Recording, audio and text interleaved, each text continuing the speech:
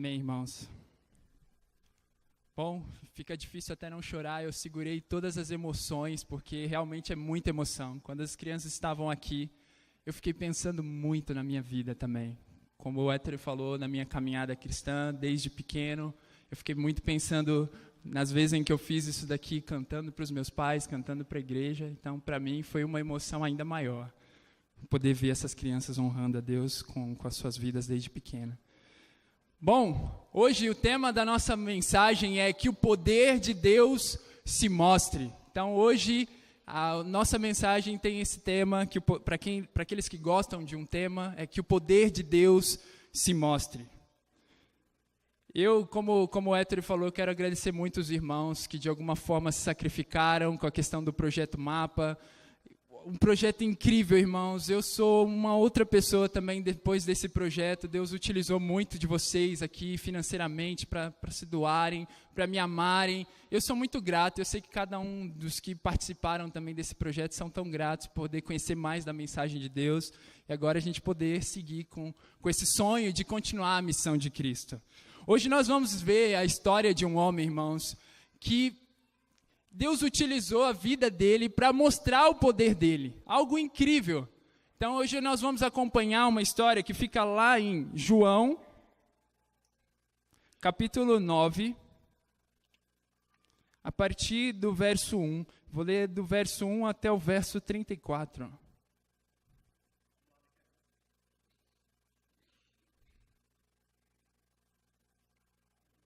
Verso 1 ao 34. Diz assim: Jesus ia caminhando quando viu um homem que tinha nascido cego. Os seus discípulos perguntaram: Mestre, por que este homem nasceu cego? Foi por causa dos pecados dele ou por causa dos pecados dos pais dele? Jesus respondeu: Ele é cego, sim, mas não por causa dos pecados dele, nem por causa dos pecados dos pais dele. É cego para que o poder de Deus se mostre nele. Precisamos trabalhar enquanto é dia para fazer as obras daquele que me enviou. Pois está chegando a noite, quando ninguém pode trabalhar. Enquanto estou no mundo, eu sou a luz do mundo. Depois de dizer isso, Jesus cuspiu no chão, fez um pouco de lama com a saliva, passou a lama nos olhos do cego e disse: Vá lavar o rosto no tanque de Siloé. Este nome quer dizer aquele que foi enviado. O cego foi, lavou o rosto e voltou vendo. Os seus vizinhos e as pessoas que costumavam vê-lo pedindo esmola perguntavam: Não é este homem que ficava sentado pedindo esmola? É, diziam alguns. Não, não é, mas é parecido com ele, afirmavam outros. Porém ele dizia: Sou eu mesmo. Como é que agora você pode ver? Perguntaram. Ele respondeu: Um homem chamado Jesus fez um pouco de lama, passou a lama nos meus olhos e disse: Vá ao tanque de Siloé e lave o rosto. Então fui, lavei o rosto e fiquei vendo. Onde está esse homem? Perguntaram. Não sei, respondeu ele. Então levaram os fariseus o homem que havia sido cego. O dia em que Jesus havia feito lama e curado o homem da cegueira era um sábado. Aí os fariseus também perguntaram como ele tinha sido curado. Ele pôs lama nos meus olhos. Eu lavei o rosto e agora estou vendo, respondeu o homem. Alguns fariseus disseram: O homem que fez isso não é de Deus, porque não respeita a lei do sábado. E outros perguntaram: Como pode um pecador fazer milagres tão grandes? E por causa disso houve divisão entre eles. Então os fariseus tornaram a perguntar ao homem: Você disse que ele curou você da cegueira. E o que é que você diz dele? Ele é um profeta, respondeu o homem. Os líderes judeus não acreditavam que ele tinha sido cego e que agora podia ver. Por isso chamaram os pais dele e perguntaram: Este homem é filho de vocês? Vocês dizem que ele nasceu cego. E como é que agora ele está vendo? Os pais responderam: Sabemos que ele é nosso filho e que nasceu cego, mas não sabemos como é que ele agora pode ver. E não sabemos também quem foi que o curou. Ele é maior de idade. Perguntem a ele mesmo, poderá explicar. Os pais disseram isso porque estavam com medo, pois os líderes judeus tinham combinado expulsar da sinagoga quem afirmasse que Jesus era o Messias. Foi por isso que os pais disseram: Ele é maior de idade, perguntem a ele. Então, os líderes judeus chamaram pela segunda vez o homem que tinha sido cego e disseram: Jure por Deus que você vai dizer a verdade. Nós sabemos que este homem é pecador. Ele respondeu: Se ele é pecador, eu não sei. De uma coisa eu sei, eu era cego e agora vejo. O que foi que ele fez a você? Como curou você da cegueira? Tornaram a perguntar. O homem respondeu: Eu já disse, vocês não acreditaram. Por que querem ouvir isso outra vez? Por acaso vocês também querem ser seguidores dele? Então eles o xingaram e disseram, você que é seguidor dele, nós somos seguidores de Moisés, sabemos que Deus falou com Moisés, mas este homem nós nem mesmo sabemos de onde ele é. Ele respondeu, que coisa esquisita, vocês não sabem de onde ele é, mas ele me curou. Sabemos que Deus não atende pecadores, mas ele atende os que respeitam e fazem a sua vontade. Desde que o mundo existe, nunca ouviu dizer que alguém tivesse curado um cego de nascença. Se este homem não fosse enviado por Deus, não teria podido fazer nada. Eles disseram, você nasceu cheio de pecado e você quer nos ensinar. E os expulsaram da sinagoga. Olha que história, irmãos. Ali estava aquele cego. Ele cresceu assim. Desde o começo da vida dele, ele já cresceu como um cego. Ele não sabia ler, não sabia escrever. Era basicamente rejeitado pela própria sociedade. Ele pedia esmola para conseguir sobreviver. Ele não tinha basicamente nenhuma utilidade para a sociedade judaica daquela época. Além de tudo, ele era marginalizado. Muitas vezes, inclusive, o seu caráter aqui nessa história, a gente percebe que ele foi questionado. Foi taxado como pecador facilmente. Imagina quantas zombarias esse cego ele não deveria ter ouvido naquele momento, por ele ser dessa forma. Será que esse cego ele tinha amigos? Eu acredito possivelmente que não. Dificilmente ele tinha amizades. Atualmente é um pouco diferente, na verdade. Os cegos, as pessoas que têm uma deficiência visual, elas podem ler, escrever. Hoje em dia tem um sistema também de braille que facilita bastante a pessoa. O mercado de trabalho hoje inclui muito mais essas pessoas, esses cegos, do que naquela época em si, onde eles eram colocados de canto e pediam esmolas. É muito diferente o contexto. Hoje, se a gente até vê um cego na rua, é mais natural nós nos mobilizarmos para ajudá-lo de alguma forma a chegar no lugar de destino dele. Então tem toda essa questão, essa preocupação, o que não era uma realidade naquela época, se nós notarmos. Eles eram logo apontados como castigados pelos pecados deles. E os discípulos, eles ficaram aqui nessa história bastante intrigados. Jesus, quem é o culpado? É o pai? É a mãe? São os pais em si, no conjunto? É ele o culpado por ele estar passando por essa situação? E Jesus ensina algo totalmente diferente, que é o tema da nossa aula. É que o poder de Deus se mostre através da vida dele. Ele precisava passar por aquela situação. Jesus ele traz um conceito basicamente bastante diferente do conceito daquela época. E Miqueias, qual era o conceito daquela época? Naquela época existia um conceito de que as pessoas que estavam passando por uma certa enfermidade, ela tinha uma espécie de espírito maligno dentro dela. Como se ela tivesse algo ali anormal dentro dela. Ou então, a segunda opção seria a que foi comentada aqui, como sendo castigadas pelos pecados ou dos pais, ou propriamente dito da própria pessoa que estava naquela situação. E Jesus ensina um conceito diferente, que homens bons, homens que amam a Deus também sofreram. Jó, a gente vê vários exemplos de Jó, Davi, tantos homens de Deus. O próprio Jesus sofreu. Então Jesus está apontando para um conceito bastante diferente da época, onde a questão da meritocracia era muito forte naquele contexto. E Jesus, ele então aponta para uma outra direção. Qual direção é essa? Não são em si as obras que definem alguém. Não são as obras. Que era um ensinamento bastante arraigado naquele povo judeu. E aí, posteriormente, então, Jesus cospe no chão, faz um pouco de lama. Olha que estranho essa situação. Bem estranho, não é? Ele coloca, então, essa lama nos olhos desse cego, e aí ele pede para que esse cego se direcione até o tanque, lave os seus olhos, e aí esse cego ele volta transformado. E aí as pessoas que estavam lá, elas começam a ficar intrigadas também com isso. Era aquele cego mesmo? Era ele mesmo e tudo mais? E esse homem, ele começa a falar algo incrível. Ele começa a dizer, sim, Sou eu, quando as pessoas começam a questionar ele sobre, é você mesmo? E ele fala, sim, sou eu. Eu fui curado por Jesus. Ele tocou em mim e eu fui transformado. Ele começa a falar disso com tanta coragem. E algumas pessoas começam a questionar ele. E depois ele é levado para esses fariseus, um grupo extremamente ultraconservador e bem apegado à lei. Você viu que eles já ficaram tão apegados nessa questão do sábado. E ele começa a falar com coragem, com ousadia. Sim, Jesus fez isso por mim. E ele foi até colocado de lado ali, rejeitado um pouco por esses líderes religiosos, mas ele fala com coragem que Jesus tinha feito isso com a vida dele. Olha, assim como esse cego, o que eu posso fazer para que o poder de Deus se mostre também na minha própria vida e no contexto em que estou inserido? Algo que eu gostaria de falar é: deixe Jesus tocar a sua vida. Amém? Esse cego aqui, ele foi literalmente tocado por Jesus, um privilégio muito grande, de estar diretamente, literalmente com Jesus. Então, ele coloca nos olhos, o que a gente mencionou que é bastante estranho. O cego não reclama, ao contrário, ele segue numa boa. Uau! Que incrível agora, irmãos, aquele cego de nascença, ele foi curado. Imagine ele agora saindo depois de ter sido transformado, alguém que nunca enxergou.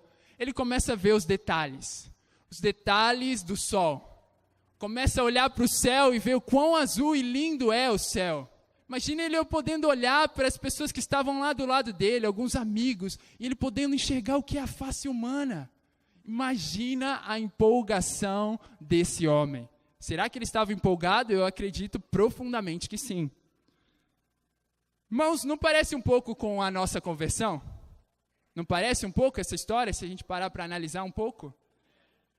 Nós estávamos lá, perdidos, sem esperança alguma, totalmente desorientados como esse cego. Talvez alguns aqui eram rejeitados pelos seus pais, colocados ali de lado. Talvez seu pai olhava para você e falava: esse aí não tem mais esperança.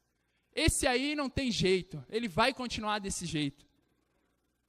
Nós estávamos assim, e todos nós precisamos um dia que Cristo olhasse para nós além das nossas atitudes, além dos nossos pensamentos, e não nos julgasse como o mundo nos julgava. Olhasse para nós além de tudo isso e nos tocasse, irmãos, com seu amor único, puro e genuíno. Todos nós que passamos por um processo de transformação, sentimos esse amor único, puro e genuíno de Jesus. Com certeza, a maioria de nós, irmãos, não tínhamos imaginado que nós poderíamos ser tocados pelo homem mais incrível desse mundo, o Filho de Deus Todo-Poderoso. Ninguém imaginou que Cristo poderia nos aceitar do jeito que nós éramos. E de quais maneiras Jesus ele nos tocou? Uma certamente foi pela palavra de Deus. Não é verdade? Você não foi tocado, você que foi transformado pela palavra de Deus. Olha, olhar para os ensinos de Jesus, ele me trouxe uma outra percepção sobre mim mesmo. O Héctor comentou um pouquinho, meus pais são Miqueias e Andréia. Então eu cresci na igreja, eu não nasci na igreja, como o Héctor bem colocou. E algo incrível que aconteceu foi que os meus pais, eles se envolviam bastante com as coisas do reino, serviam muito as pessoas, sempre estavam na casa das pessoas. E eu achava que também eu era um discípulo. Eu pensava, bom, os meus pais, eles são discípulos quentes. Eu pensava que eu era um discípulo também, como eles. Eu pensava que existia muitas coisas boas em mim. Eu me achava realmente muito bom. Uau, como eu sou incrível. Eu pensava, para você ter uma ideia, que eu tinha quase como uma carteirinha VIP para ir para o céu. É algo VIP ali. Meus pais vão, eu entro junto com eles ali, quando partir. Essa era a minha percepção, mas era uma percepção totalmente deturpada. E à medida que eu comecei a estudar mais a Bíblia, eu fui vendo quanto orgulho havia no meu coração. Quanto orgulho, quanta ansiedade havia no meu coração, quanta imoralidade, quanto egoísmo, quantas coisas horríveis haviam dentro do meu coração que eu precisava da palavra de Deus para que acontecesse a verdadeira transformação. Eu vi que faltava amor pelo meu próximo, me faltava empatia pelas pessoas, me faltava zelo. Eu era um cara bastante isolado das pessoas. Esse era eu, antes de me tornar um discípulo, e aí Deus precisou fazer uma transformação na minha vida. Em um momento, irmãos, eu comecei a enxergar quem eu era, o quão eu precisava de Deus. E aí Ele começou então a me purificar. Ele começou então a me transformar a minha vida completamente. E eu sou muito grato à palavra de Deus, por ela ter me cortado e enxergado de fato quem eu era naquele momento. Olha, você acredita ainda no poder da mensagem de Deus? Miqueias, eu sou cristão, cara, há 25, 30 anos ou um ano. É claro que eu acredito no poder da mensagem de Deus, eu estou aqui na igreja. Mas olha, não significa, pelo fato de nós estarmos na igreja, não significa que nós amamos a palavra de Deus. Existem tantas igrejas lá fora. Imagina se cada um de nós, os que pertencemos a essas igrejas, que nos dizemos cristãos, nós amássemos as pessoas e deixasse de ser tocado pela palavra de Deus constantemente. Imagina o que nós não faríamos. Quão apaixonado nós somos pela mensagem, irmãos. Quão apaixonado nós somos ao ponto de falar como o salmista falou em Salmo 119, no versículo 97, como eu amo a tua lei, medito nela o dia todo, penso nela o dia todo. Quantos de nós estamos assim tão animados? Falar, uau, amanhã é um dia incrível, eu vou me encontrar com Deus, eu vou orar, eu vou ler a minha Bíblia. Quantos de nós estamos com esse coração? Talvez a Bíblia esteja sendo para alguns, como uma historinha para você. E houve um momento da minha vida em que a Bíblia parecia realmente uma historinha para mim. Eu já tinha perdido alguns amigos, eu estava bastante arrasado com tudo isso. Alguns amigos meus abandonaram a fé, amigos que eu cresci junto comigo.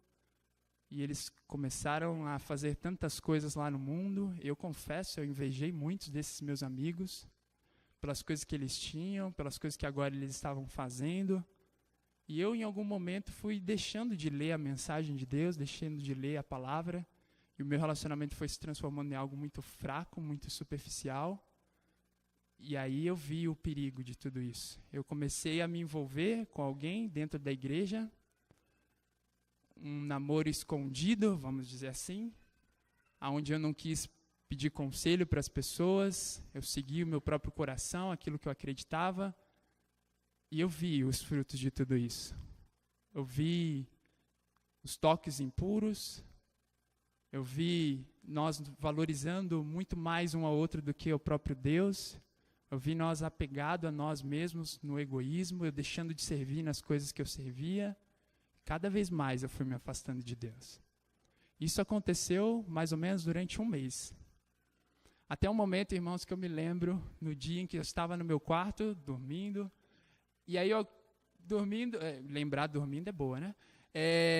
Eu estava no meu quarto, eu tinha acabado de dormir, e aí algo incrível aconteceu. Eu comecei a me lembrar de algumas passagens magníficas que marcaram a minha vida como discípulo. Eu lembrei de Jeremias capítulo 29, versículo 11, quando Deus fala que tem os planos para a minha vida, e planos de fazer-nos prosperar e tudo mais. Jeremias 1, do chamado de Jeremias, eu lembrei quantas vezes essa escritura não foi falada para mim, e essas passagens elas começaram a me cortar. E eu fui falando, uau, Deus, que incrível, eu preciso falar de novo do meu coração para alguém, para o meu parceiro. Eu preciso confessar os meus pecados. Deus começou a transformação naquele momento na minha vida. Deus falou comigo, Miqueias, não desista de mim. Não desista das minhas palavras. Eu quero você de volta. Não desista das minhas promessas. Olha, irmãos, eu não sei o seu momento atual, como você está, se você tem lido a sua Bíblia, se você tem, amém, se você tem lido, tem ansiado por ela, está com o coração do salmista, amém, continue, dê glórias a Deus por isso, amém? Mas, se de alguma forma você não está nesse momento tão forte, eu suplico a você, não desista da palavra de Deus. Não desista dela, a palavra de Deus ela é real, ela é viva, ela é verdadeira, irmãos. Não desista dela. Muitos de nós queremos ver o poder de Deus e o agir de Deus, mas nós não temos parado para ouvir o que a mensagem tem a nos oferecer. O que ela quer falar aos nossos corações também. Então vamos abrir, irmãos, nossos corações, aqueles que não têm aberto, para falar, para deixar a palavra falar aos nossos corações, para conhecer mais dos mistérios da palavra de Deus. E uma das vantagens, certamente, de estar conectado com a palavra é que a gente sempre vai se lembrando de quem nós somos, que a gente precisa de transformação, que a gente precisa continuar crescendo, amadurecendo. Então é ótimo. E também a gente relembra dessas transformações, isso nos impulsiona a continuar também. Olha, eu era cego, irmãos, e agora eu vejo. Agora eu vejo as transformações que Deus fez na minha vida. E eu amo a sua palavra.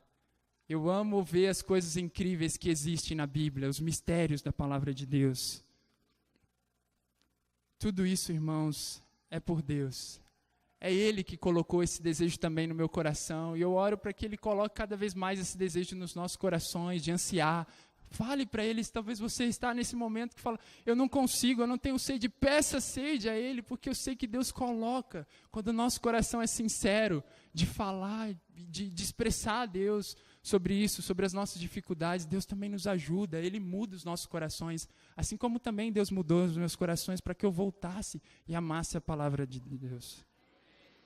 Outra coisa que Cristo utilizou para tocar as minhas vidas foi através de pessoas. Quero falar de algumas pessoas aqui nesse momento. Eu quero muito agradecer aos meus pais, o Miqueias e a Andréia. Por favor, fiquem de pé, só para mim.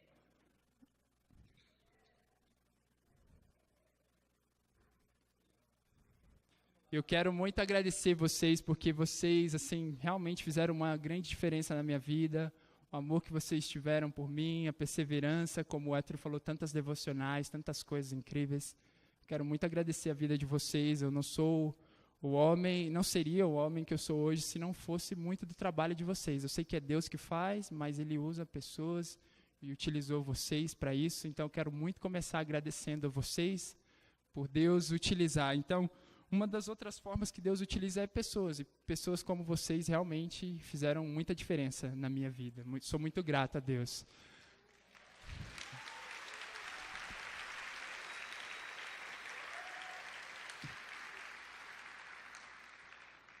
Eu me lembro, irmãos, de uma vez quando eu era criança. Eu tinha uma curiosidade um pouco forte em mim, de saber o que aconteceria se de alguma forma eu jogasse água, a água mesmo, tá? Água mesmo na TV de casa. Não me pergunte de onde veio essa curiosidade. Não sei de onde vem. Mas aí, até então era uma curiosidade, mas isso começou a virar em algum momento uma rebeldia. Bom, deixa eu ver mesmo, né? Então, eu fiquei realmente com o meu coração rebelde naquele momento e eu paguei para ver. Eu coloquei água na TV lá de casa. Imagina o que aconteceu. Óbvio, pifou a TV, queimou. Ali eu descobri o que aconteceria. Mas minha reação já não era tão boa assim quando eu vi o resultado daquilo. Eu logo pensei nas condições financeiras dos meus pais, que não eram naquela época muito boas. E eu fiquei imaginando a reação do meu pai. Meu Deus, quando meu pai chegar aqui em casa, vai ser difícil. E aí eu até já saí para dormir mais cedo. Nunca dormi 8 horas da manhã, mas naquele dia ali eu fui, ou 8 horas da noite, naquele dia eu fui dormir 8 horas da noite, assim, super cedo, com medo do que poderia acontecer. Então, imagina a reação do meu pai. Quando meu pai chegou e viu aquela TV queimada, eu me surpreendi. Eu achei que ele ia ficar indignado, ia falar um monte de coisa para mim, como eu falei. Mas não, ele só me mostrou, com bastante paciência, que aquilo que eu tinha feito foi, sim, uma rebeldia de coração, uma negligência minha, por não perguntar e tudo mais. E ele me disciplinou com bastante amor. Então, eu não fugi da disciplina. Isso aconteceu, apesar de ter dormido cedo. Isso aconteceu, faz parte. Eu sou muito grato, por exemplo, ao Rafael, que estudou a Bíblia comigo, um cara incrível, que eu admiro demais. Ele entrou no meu caráter, ele me mostrou quão orgulhoso eu era. Eu lembro dele lendo uma passagem que fica em Filipenses capítulo 2, me ajudando quanto à questão do meu egoísmo, tanto em relação à minha família, quanto em relação às pessoas que eu conhecia, né, na escola e não falava de Deus, mesmo estudando a Bíblia, não falava para elas. E aí ele me ajudando, lendo Filipenses 2, falando do que Cristo fez por nós.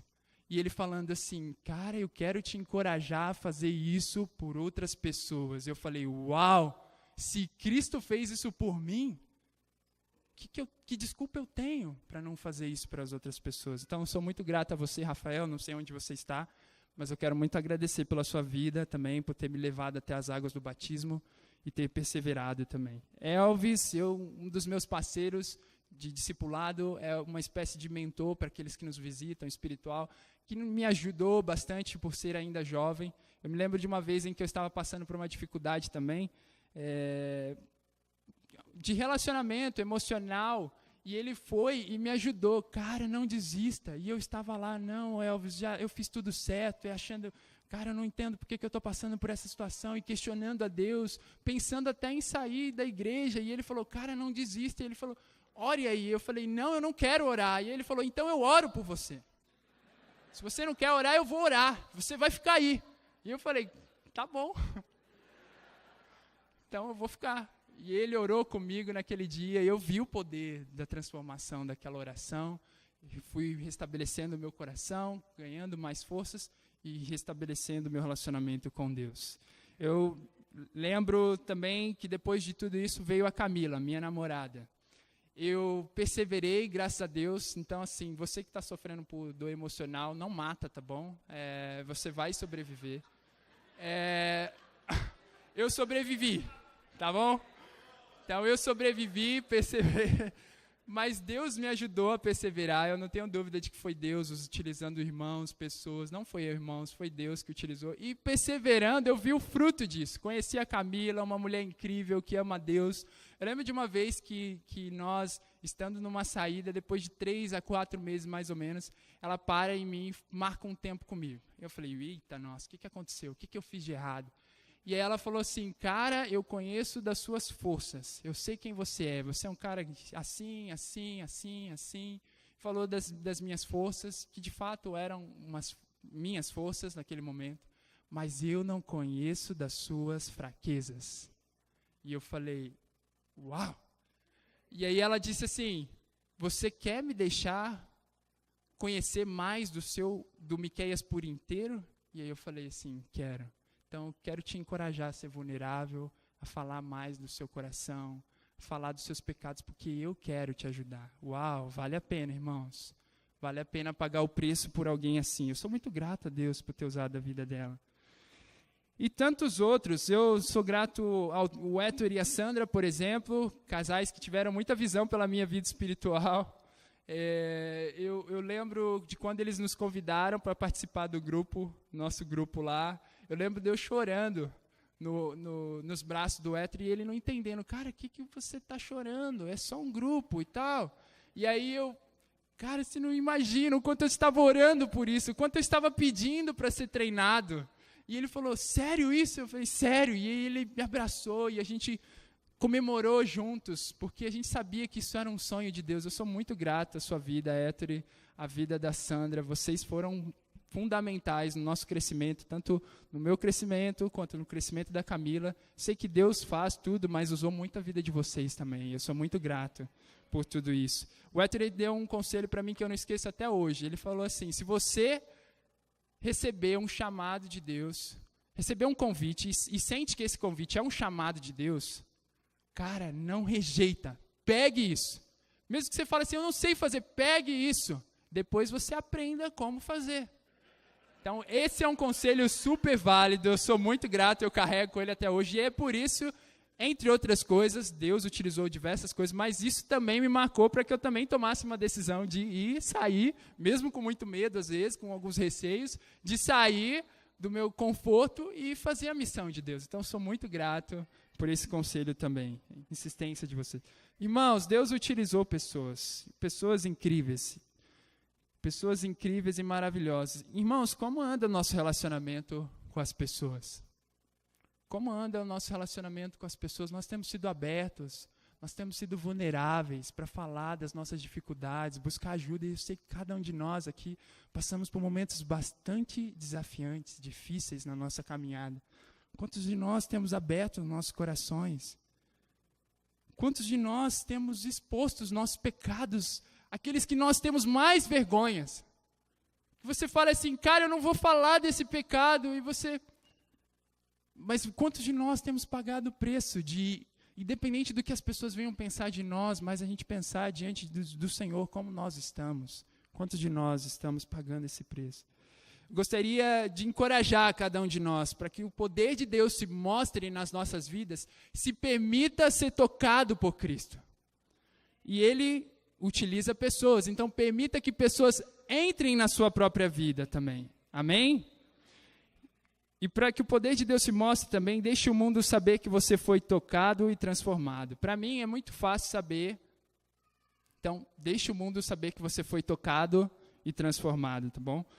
Para mim é muito nítido as pessoas enxergarem a minha transformação. Olha só que legal. E nem levou muito esforço para isso. Como assim, Miqueias? É só perguntar para as pessoas que me conheciam quando eu era pequenininho ainda. Agora elas olham para mim e veem que eu sou um varão e tanto. Olha só que coisa incrível. Foi super fácil essa transformação aí. Foi super tranquilo. Mas não é esse tipo de transformação que nós vamos falar aqui, quando nós fomos tocados por Cristo.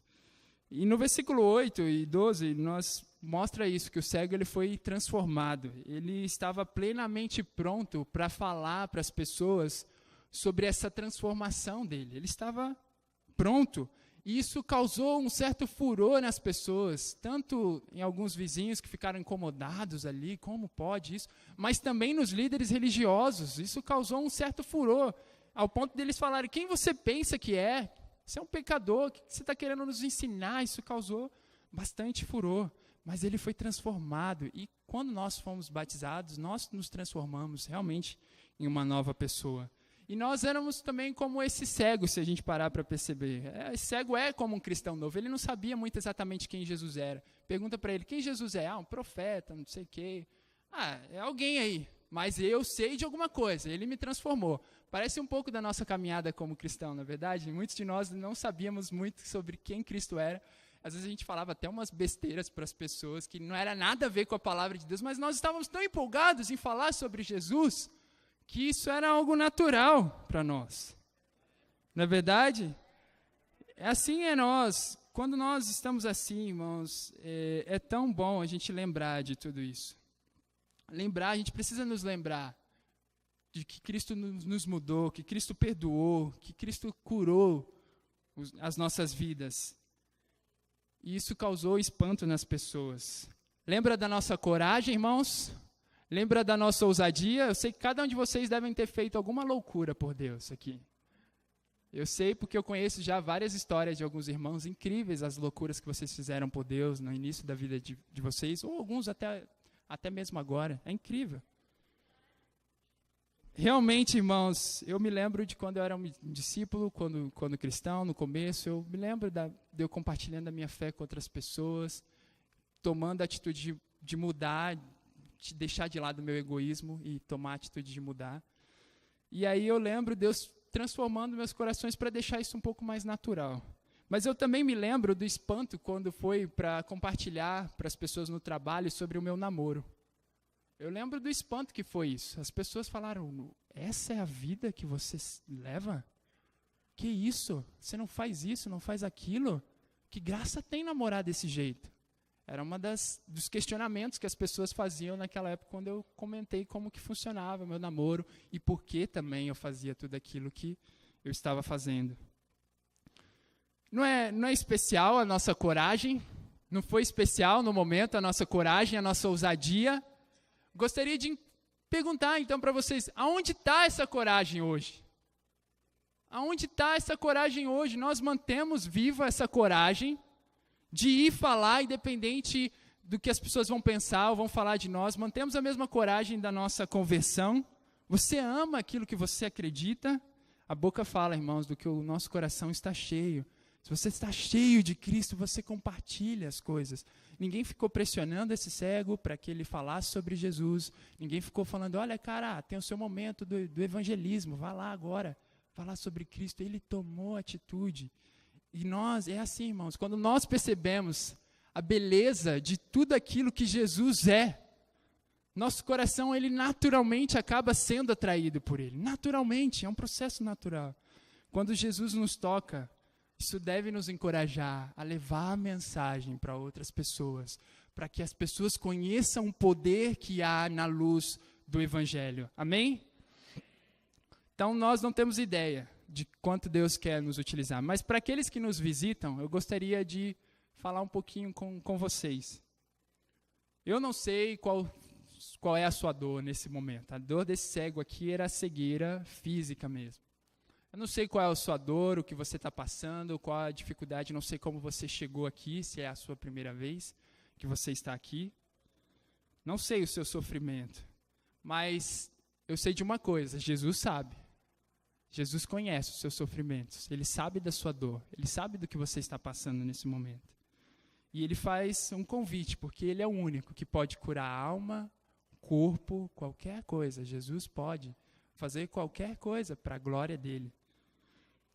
Então, eu quero te encorajar a falar com a pessoa que te convidou. Quem é esse Jesus? Me apresente esse Jesus para que eu também possa ser tocado e ser transformado, como esse homem nessa história e como outras pessoas que falam que foram transformadas também. Para concluir, eu queria dizer que o poder de Deus, irmãos, é imenso. É incrível, é maravilhoso. Eu estou tão encorajado. Não sou eu, irmãos, de novo. Não é o Miqueias, não é a minha força, tudo é Deus, é o poder de Deus através das nossas vidas. Eu sei que cada um de nós pode fazer coisas incríveis com o que Deus nos deu. Deus chamou cada um de nós com as suas histórias, então é algo incrível poder pensar em tudo isso. Então que possamos deixar ser tocados pela palavra de Deus, possamos deixar que outras pessoas também entrem na nossa própria vida e que possamos aprender com essas pessoas, sermos abertos, vulneráveis e que possamos espalhar para mais pessoas de todo esse poder para que novas pessoas possam ser transformadas. Amém? Então era isso, irmãos.